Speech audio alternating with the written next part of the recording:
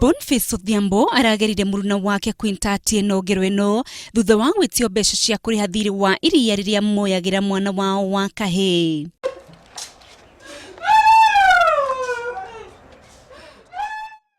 Nyina aratariria ati mwari araumagarire guthie nduka no ndaigana gucoka naguo mwiri wake woneka rucini kihingo-ini gia kuria magiraga iria.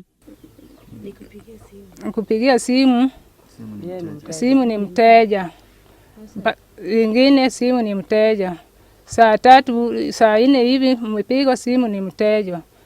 Nake mwari wa nyina Evelyn Akinyi uria marari hamwe mbere ya gutukite ugite ati ndanataukwo wega uria kurathire tondu gutirari na dalili o yothe ya nditikano.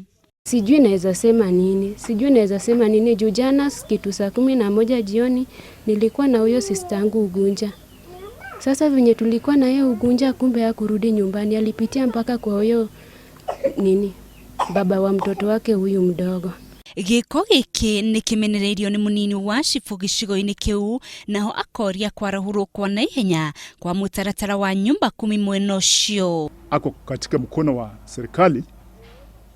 Ninaamini ya kwamba the law will take its course, lakini kabisa huyo kijana atakuwa na jambo la kujibu kumhusu huyu marehemu.